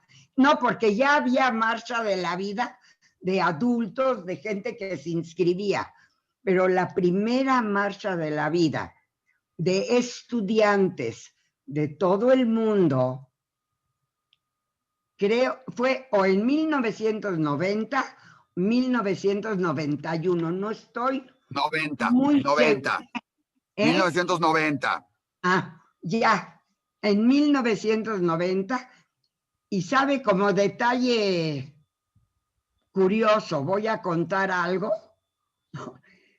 Yo era maestra en preparatoria y me acuerdo que llegué a la casa, mi marido salió de Polonia en el 38, 1938. Cuando llegué a la casa y le dije, fíjate, Gil, que me escogió la directora para que yo lleve al segundo y al tercero de prepa a los estudiantes a la marcha de la vida, voy a ir a Polonia. Se volteó, me miró y me dijo, ¿a Polonia? Ni regalado volvería yo, porque él había vivido el antisemitismo tan fuerte que había en Polonia. Vivía en un pueblito Hrubieszów y sabía lo que era el antisemitismo. Como 2, 3 días después llegó y me dijo, me disculpo por mi exabrupto, tú vas en otro plan, vas en plan de maestra, vas en en plan de enseñar. Perdón por mi exabrupto, pero nunca, nunca se me va a olvidar su reacción. Y créanme que llegué a Polonia y el corazón, de veras, me palpitaba. Y bueno, me convencí de que era bueno tanto para las generaciones futuras que se hayan organizado estas marchas de la vida, tanto para la economía de Polonia como para la economía de Israel. Es decir, era un plan que tenía muchas cosas buenas. Y bueno, me acuerdo que mis alumnos tenían la orden de no gastar nada. Yo podría platicar de esa marcha de la vida muchísimo, porque fue una vivencia extraordinaria. Y como todas las vivencias primarias, pues dejan una marca muy que ahora se perdió. Pero la primera marcha de la vida fue verdaderamente emotiva y sumamente educativa. Muchas gracias por darme la oportunidad de decirlo. Gracias, señora Maya. Muchas gracias por responder esta pregunta y hacer este recuerdo tan bonito. Muchas gracias. Sí, muchísimas gracias, señora Maya. Siempre es muy grato escuchar todo su conocimiento y experiencia. Y pues sí es algo triste, ¿no? Como ahorita están comentando en el chat, digo, ya sabemos que de repente hay hackers, personas que no tienen nada que ver con estas reuniones y se meten a hacer cosas, pero como decía el maestro Carlos también, que uno no puede creer que en sencillas cosas, ¿no? Se pongan a pintar la pantalla. Por ejemplo, un día en mi escuela había una reunión con el rector de la universidad, los alumnos se ponían a dibujar obscenidades y la verdad que yo creo que pues obviamente con esas pequeñas cosas empieza la falta de respeto a la humanidad, a los seres humanos, y pues yo creo que por eso es muy importante que estemos hablando de estas cosas, ¿no? Siempre van a haber personas que, pues no sé, tienen algún problema o no sé qué pasa con ellos, pero por eso queremos educar, ¿no? Que se puede educar a las personas y de hecho estaría súper bien si algún día de estos, maestro Carlos, podemos conseguir tal vez alguna escuela que lleve la materia de historia del arte o algo parecido y se podría dar tal vez esta misma presentación. Creo que sería muy enriquecedor. No sé si alguien más tenga alguna pregunta. Pues si no, yo le quería preguntar que si alguno de esos, bueno, yo sé que sí existieron obras de arte que las dibujaron o las pintaron o sea, en el Holocausto, me refiero adentro del campo, ¿no? Obviamente era complicado, pues porque de dónde iban a sacar las cosas, pero yo sabía, por ejemplo, de que en Teresín, ¿no? Había niños pintaban dibujos, etcétera, pero usted nos podría, no sé si alguno de los que usted puso fue alguno realizado ahí o tiene algún ejemplo que nos quiera comentar. Sí, ojalá me acordaran. Se me olvidó el nombre ahora de este dibujante que estuvo en Teresín, efectivamente, y que todavía en años recientes, algunos de sus dibujos los metió pues detrás de algún muro de madera, ahí guardaba los dibujos, y al hacer algunas restauraciones todavía se han recuperado. Uno es Félix Nussbaum, es correcto, gracias Dani, por supuesto.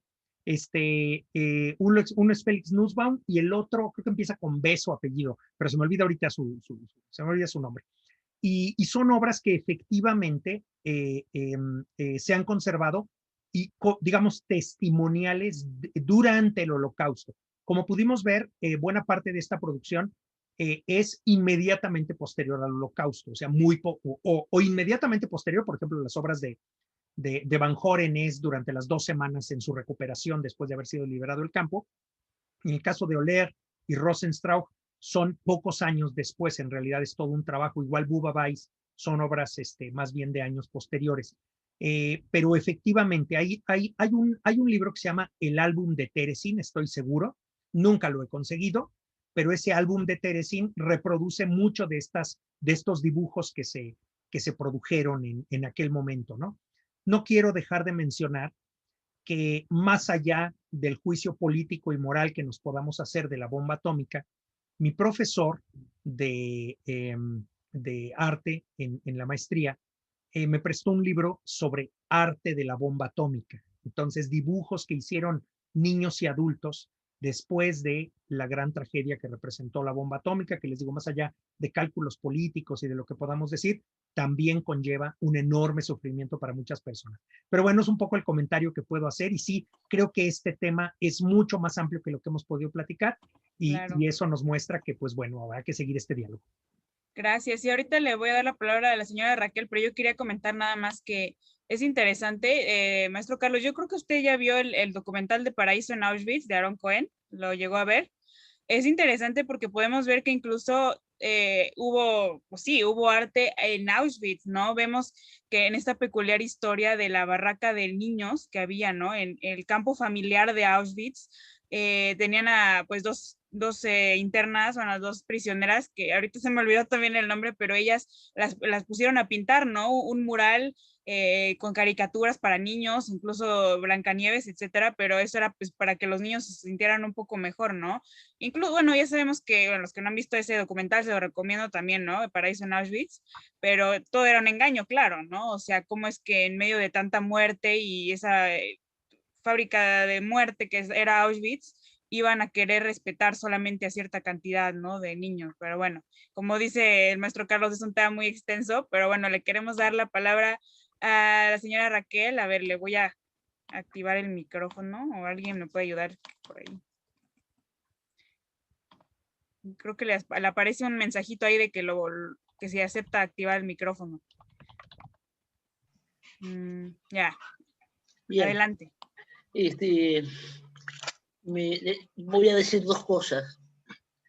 Yo he atravesado la historia, no soy sobreviviente ni nada, pero atravesé la historia, estudié mucho, estuve en Israel, visité los campos, de modo que yo llevo este tema puesto con esa dificultad que uno tiene de dejarlo, ¿verdad? Porque uno quiere dejar el tema, pero el tema no lo deja uno, ¿verdad? O sea que uno lleva puesto ese tema. Y hoy frente a estas imágenes me quedé muy impactada porque si bien conozco toda la historia y todas las cosas que pasaron, o bueno, muchas de ellas, ¿verdad? Verlo en imágenes, sin palabras, me resultó tan impactante que me conmovió como si fuera la primera vez que lo escucho. Lo digo porque la imagen es uno de los elementos que hoy día son de impacto fundamental, sobre todo para la docencia. De modo que, Carlos, yo quiero decirte que es muy importante para los jóvenes tomar estas imágenes que son tanto más impactantes que la historia hablada o leída. Inclusive me impactó mucho en algunas escenas de violencia observar el asombro que me dio que hubiera tanta violencia, porque yo me puedo imaginar una violencia, pero no tanta, no con ese carga y ese monto de odio que las imágenes pudieron expresar y transmitir. Es impresionante cómo transmitieron eso. Se ve que uno lo transmite con el alma, no solamente con el lápiz, ¿no? O sea, quería decir eso, me parece como una manera muy importante de hacer docencia con esto, de mostrarle a los muchachos. Y la otra cosa, quería decirle algo a Maya, conmovedora Maya, la podría estar escuchando toda la tarde. Si ella me hablara, yo la escuchaba. Pero le quiero decir a Maya que cuando uno trata de entender cómo pasaron las cosas y cómo la ciudadanía alemana fue capaz de aceptar estos horrores.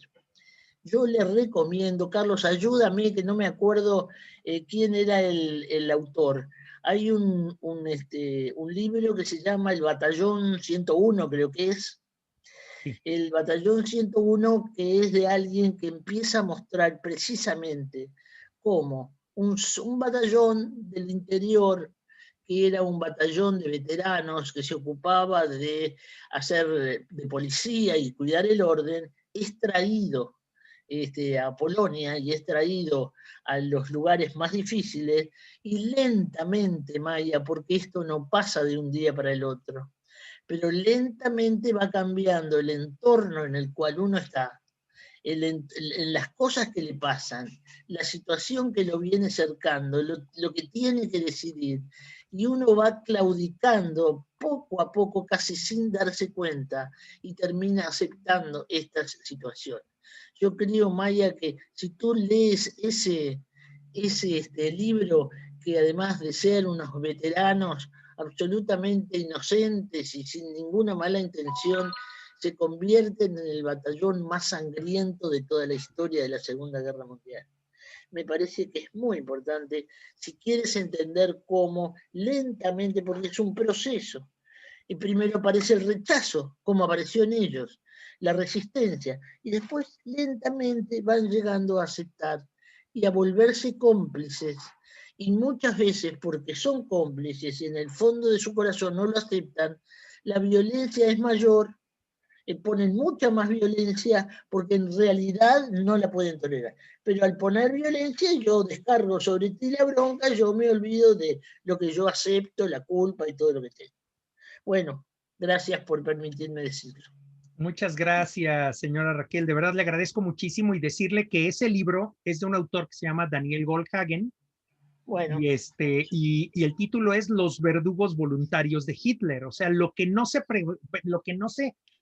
podía responder Goldhagen era cómo llega una persona a hacer esa clase de cosas, ¿no? Y entonces estudia ahora sí que desde los pañales de esas personas, su tránsito, los profesores que tuvieron y qué los llevó a hacer eso, ¿no? Y la dinámica está bastante bien retratada ahí. Muchas gracias por comentarlo. Adelante, Samantha. Gracias, señora Raquel, maestro Carlos. Creo que Marcos por ahí tenía un comentario. Adelante. Sí, bueno, es más una reflexión. Lo importante y lo que has hecho tú es personificar las víctimas del Holocausto, que esto lo encuentro muy importante. Nos pueden explicar mucha teoría, mucha historia, pero si no ponemos un nombre, un apellido, una historia, una familia, no llegamos a entender lo que esa persona perdió, lo que pudo llegar a ser y lo que por H o por B, por culpa de una nación que era la nación y sigue siendo hoy día una de las naciones más poderosas del mundo en cuanto a preparación, metódicas, inteligentes, de su mismo país han nacido muchas personas importantes en la historia, en la actualidad. Saldrá mucha gente. Es un país rico, es un país inteligente. ¿Cómo pudo alguien, un títere que ni siquiera era alemán, que era austríaco, engañar a una nación entera, llevarnos a la miseria y luego sumirlos en un muro de acero, en ruina, en destrucción, en pobreza? Pero a día de hoy han vuelto a renacer, con lo cual es un país inteligente. Y nada, agradecerte el trabajo que has hecho, que sabemos que no es fácil, la documentación, la investigación, la preparación. Esto que se presenta en hora y media te ha llevado muchas horas y yo como joven lo agradezco. También agradezco que hayan jóvenes aquí con nosotros que deseen aprender de este tema. Es un tema de que a los jóvenes, por lo general, no les interesa. Yo considero que es un tema muy importante que debemos tener, aunque hayan pasado 70 años, 80 años, 90, 100, es un tema de que sigue siendo muy importante, que lo seguirá siendo, porque yo considero y creo que está demostrado que la historia se repite, la historia es pendular. Estamos volviendo a ver que está volviendo a empezar de cero, como un reset, y hemos pasado por muchas cosas en España, en México, en el mundo, dictaduras militares, repúblicas, monarquías quizá parlamentarias o diferentes tipos, pero vemos de que el mal siempre está, la gente mala siempre va a estar y gente buena como nosotros que nos interesamos, pues ir poniendo poco a poco nuestro granito de arena, ir haciendo, aunque seamos nosotros, ser buenos, ser buenas personas, respetar a los demás y enseñar, como bien hacías tú, lo que hemos aprendido. Y así como curiosidad, en un cuadro, en un dibujo de Oler, que también lo vi en Auschwitz, en una exposición que se hizo por todo el mundo, ahora obviamente está parada, que era Auschwitz Not Long Away, Not Far Away, o algo así como no muy lejos, no muy cerca de aquí. Creo que ahora estaba en Estados Unidos, puede ser. Estuvo en Madrid 6 meses, creo. Tuve el placer de poder ir. Y había nada más entrar un cuadro de Oler, que era el que ponías sobre las chimeneas y estaba en la ambulancia de la Cruz Roja. Y ese detalle que mucha gente pasaba por alto, esa importancia de qué hacía la Cruz Roja ahí, no se supone que salvaban vidas. Luego, años después, se descubrió, nunca se pudo demostrar, porque también los papeles bailan mucho y bueno, depende de qué país o qué sitio te desaparecen los papeles o te aparecen otros. Siguen habiendo documentos clasificados que esperemos los de la Iglesia Católica, por ejemplo, que salgan a la luz. Eso nos interesa muchísimo, saber lo que hizo el Papa, pero bueno, eso ya es otro tema. Respecto a la Cruz Roja, que desaparecieron, que se sabe, se supone que la Cruz Roja algo sabía, porque no eran tontos. Si David Oler lo pintó, no se lo inventó, estaba allí, con lo cual nos deja una incógnita de por qué estaba allí. Y esperemos que alguien algún día nos lo pueda explicar. Muchas gracias por todo y adelante. Muchas gracias, Marcos. Sí, la realidad es que hay todavía muchos aspectos poco conocidos. Hay, como lo comentabas tú, muchos archivos por abrirse. Una vez que se abran, por estudiarse seriamente. Entonces, pues nada, hay un largo camino por recorrer. Pero bueno, al final creo que has has señalado algo sumamente relevante, ¿no? Y es, hacemos todo esto porque queremos un mundo mejor, porque queremos un mundo más a la altura de lo humano, ¿no? Y entonces de eso se trata, de construir un mundo más a la altura del humano. Y como lo dijo la señora Maya, como lo dijo la señora Raquel, no solamente nosotros tener esta convicción, sino pasarla y ayudar a que pues las nuevas generaciones asuman este estandarte pues de la paz, de la humanidad, de un mundo más a la altura del hombre. Gracias, Marcos. Claro, sí. Añadir solo una pequeña frase que me olvidé, que cuanto más estudiamos este tema y más sabemos, menos conocemos este tema y menos entendemos el porqué. Esta frase la dijo el doctor Mario Sinai y cada vez que la escucho me acuerdo de él y digo, es verdad, podemos estudiar, llevar 40, 50 años estudiando este tema y menos entendemos porque no podemos entender nosotros el porqué. Gracias, Marcos. Sí, es algo que es difícil y nunca se va a entender completamente, pero bueno, qué bueno que todavía hay gente que está hablando de este tema, ¿no? Estamos aquí. Y bueno, creo que Ron tenía un comentario. Puedes, a ver, le voy a activar el micrófono y después voy a dejar el lugar a Isaac. Ok, ya ahí está. Muchas gracias. Con respecto al comentario de la señora Maya, que no entiende cómo podían los alemanes bajar a un nivel así cuando son tan cultos, etc. Yo como judío, como hijo de sobrevivientes, les puedo decir que no, yo siento en lo personal que no es justo juzgar hacia los alemanes. Y a lo mejor les va a sonar raro, pero vamos a pensar, ¿por qué tantos judíos compraron su boleto para subir al tren, para seguir órdenes, para ir a los campos de concentración? ¿Por qué había todo ese, ¿cómo se dice? Complacency. Esta, no se me acuerdo la palabra, en inglés es complacency. Esta disponibilidad de hacer lo que se les dice. Entonces, si los judíos podían hacerlo y ir marchando, siguiendo los órdenes de los nazis para ir a matar, ¿por qué no los mismos alemanes? Yo creo que es la naturaleza humana cuando hay un líder, alguien que motiva, que la gente, desgraciadamente, como borregos siguen los órdenes, sean judíos, sean alemanes, sean lo que sea. Y esa es la importancia de esas sesiones que está aquí promoviendo Samantha. Yo, para mí sentir, que sensibilizar a la gente a cuestionar, y por otro lado también ser más tolerantes. Y yo creo, honestamente, y se lo he compartido en privado anteriormente a Samantha y ahorita lo voy a decir en público, yo creo que los héroes reales de la guerra, del holocausto, fueron los partisanos. O fueron, justamente como vimos la semana pasada, creo, con los justos de las naciones, la gente que no siguieron los órdenes, que fueron contra el corriente. Esos son los héroes reales. No todos los demás que siguieron como borregos. Y vuelvo a decir, este mantra que oímos tanto, ¿cómo pudieron los alemanes? ¿Cómo lo pudieron los alemanes? Yo les puedo platicar, hace como 30 años estuvimos en Europa viajando, llegamos a Baden-Baden, estaba por reventar de turistas, quedaba nomás solo cuarto y de verdad no quise quedarme ahí porque estaba justamente en el centro y decidimos manejar un poquito fuera de la ciudad y en búsqueda de lo que se llama Ferienwohnung, que hoy en día ya se llama Airbnb, pero había letreros y llegamos a un pueblo que estaba, yo creo que a 20 minutos fuera de Baden-Baden, precioso lugar, y ahí había unas casas con letreros diciendo que estaban rentando cuartos, entonces rentamos uno, Y al tercer día, no sé cómo salió en la plática con los dueños, y salió que somos judíos. Esta gente empezaron a descolgar sus artículos premiados que tenían colgados, obras de arte y cosas en sus muros, y empezaron a regalarnos cosas. Rechazamos todo, porque no, nos sentimos muy incómodos, pero resulta que el señor era un soldado alemán en la guerra.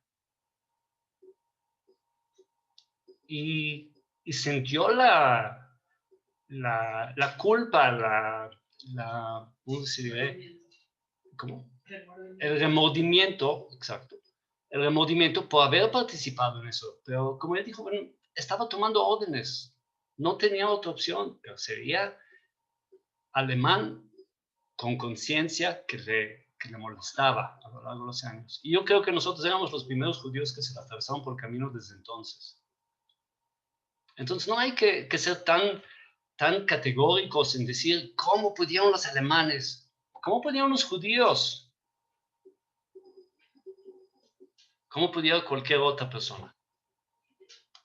Gracias. Gracias, Ron, muchas gracias.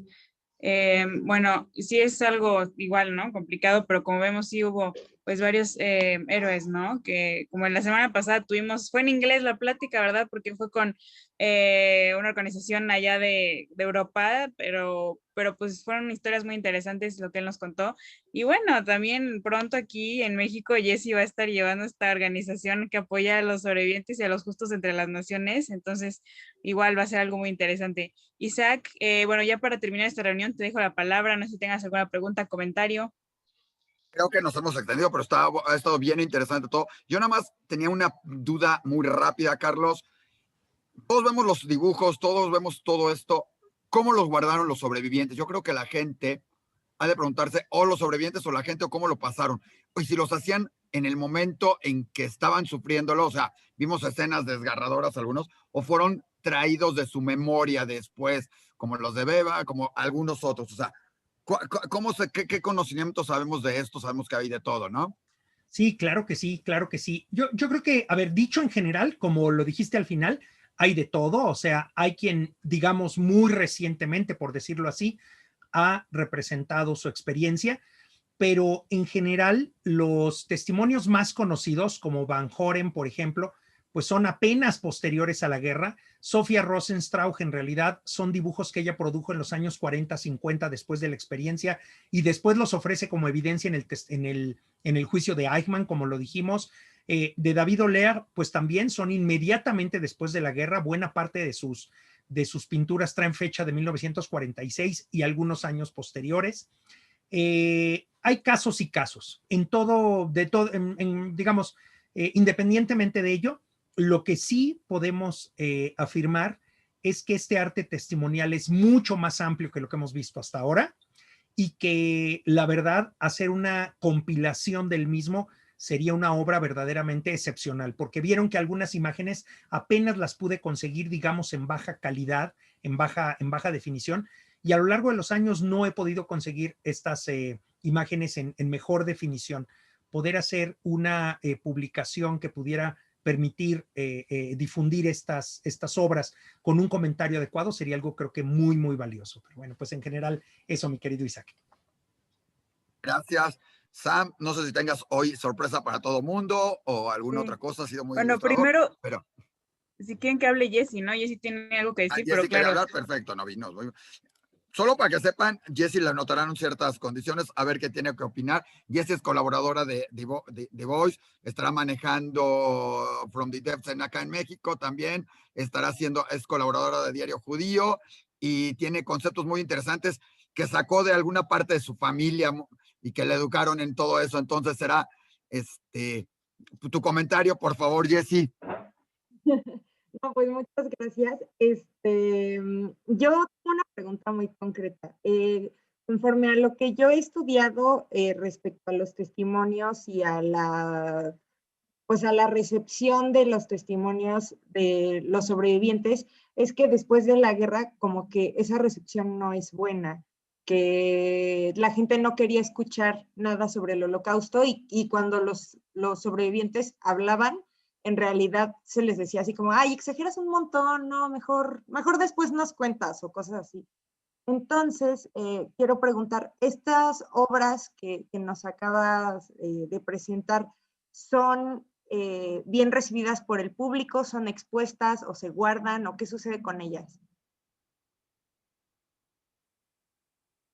Muy buena pregunta y como toda buena pregunta no tiene una muy buena respuesta, porque la realidad es que entiendo que gran parte de estas obras se hicieron, digamos, de una manera privada y durante muchos años permanecieron como una obra privada.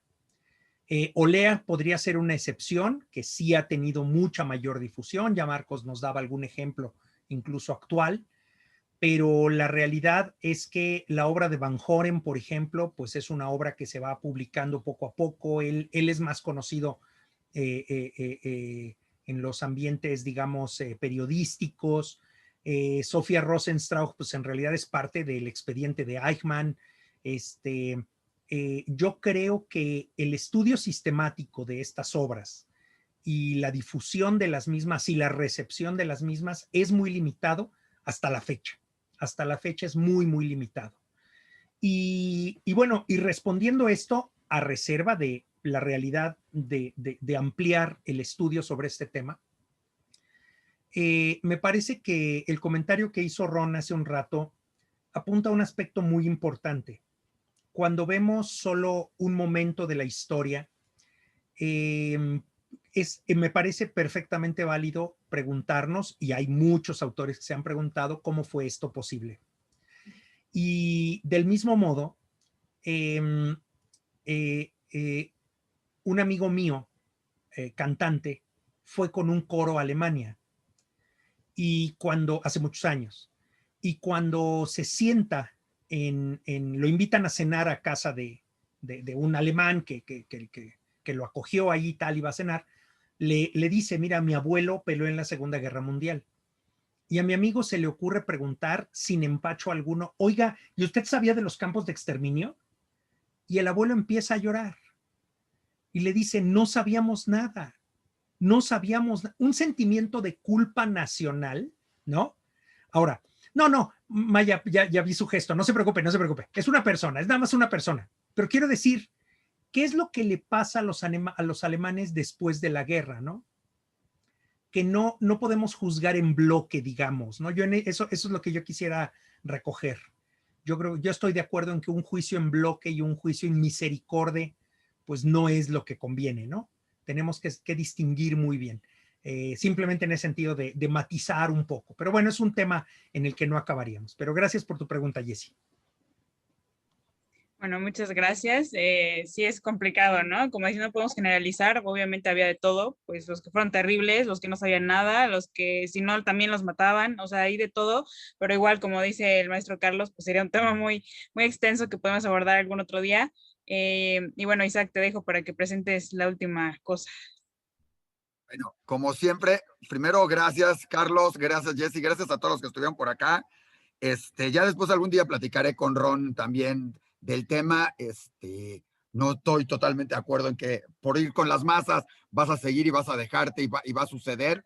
Y no justifica para nada el hecho, y menos además de que podemos decir que los judíos compraron su boleto para subirse a los trenes. Creo que ninguno compró ningún boleto, y menos cuando sabían.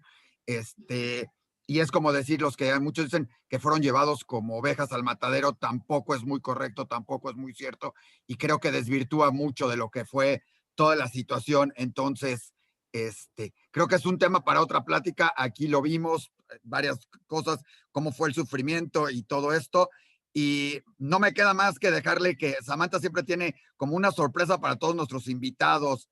Entonces, Samantha, sorpréndenos. Gracias, sí. Pues otra vez, gracias al maestro y también a Jessie por invitarlo. Y bueno, Isaac, y a todos los que nos ven aquí en Facebook, que tenemos ahorita como 18 o 20. Ya para terminar, quiero leer una pequeña estrofa que hice, ¿no? O sea, un pequeño poema sobre el arte. bueno, enfocado más que nada en lo que vimos hoy, aunque no dice nada explícitamente. Sí, el arte. Vivir, respirar es un arte. La naturaleza lo comparte. En la oscuridad puede repararte. El arte, profunda forma de expresarse.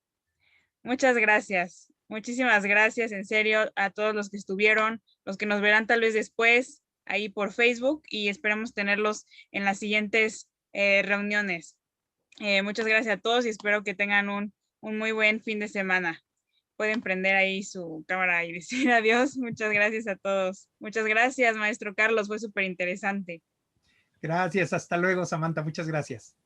Gracias. Hasta luego. Gracias, Carlos. Pueden leerlo alguna vez en Diario Judío a los que quieran y a Jessie ahora ya la pueden leer cada semana.